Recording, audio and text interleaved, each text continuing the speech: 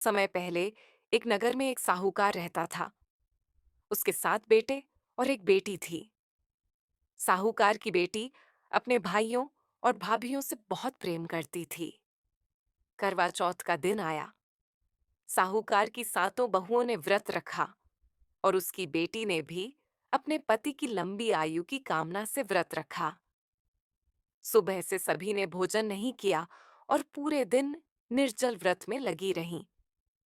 जब रात हुई और पूजा का समय नजदीक आया, तो साहूकार के 7 बेटे अपनी बहन को भूखा प्यासा देखकर चिंतित हो गए। वे सोचने लगे, हमारी बहन इतनी छोटी है, उसने सुबह से कुछ नहीं खाया, ये कैसे सहन करेगी। इसीलिए उन्होंने एक उपाय सोचा। 7 भाई पास की पहाड़ी पर गए और वहां दीपक जलाकर रख दिया। दूर से वह दीपक ऐसा प्रतीत हुआ जैसे चांद निकल आया हो। भाइयों ने बहन से कहा, देखो बहन, चांद निकल आया है, अब तुम व्रत तोड़ दो। भाई की बात सुनकर बहन ने उस दीपक को चांद समझ लिया। उसने तुरंत पति का मुख देखा और जल पीकर व्रत तोड़ दिया। लेकिन यह उसकी सबसे बड़ी भूल थी। व्रत अधूरा रह गया और इसी अधूरे व्रत के कारण उसके पति की आयु कम हो गई। कुछ समय बाद उसका पति गंभीर रूप से बीमार पड़ा। अब साहूकार की बेटी बहुत दुखी हुई। वह रोते रोते ईश्वर से प्रार्थना करने लगी।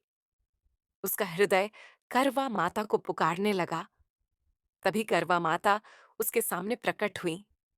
उन्होंने कहा, बेटी, यह तुम्हारी ही भूल का परिणाम है। तुमने अधूरे नियम से व्रत किया, इसीलिए यह विपत्ति आई है। यदि तुम अगले वर्ष पूरे श्रद्धा और विधि से ये व्रत करोगी। अगले वर्ष साहूकार की बेटी ने पूरे नियम और आस्था के साथ करवा चौथ का व्रत रखा। पूरे दिन निर्जल रही, करवा माता की पूजा की, कथा सुनी और चांद का दर्शन करके पति के हाथ से जल ग्रहण किया। उसकी सच्ची श्रद्धा और विश्वास से करवा माता प्रसन्न हुई। देवी ने आशीर्वाद दिया।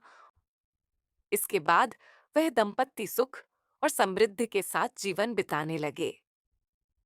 तभी से यह परंपरा चली आ रही है कि हर सुहागिन इस व्रत को पूरे श्रद्धा भाव से करती है और अपने पति की लंबी आयु के लिए माता करवा से प्रार्थना करती है।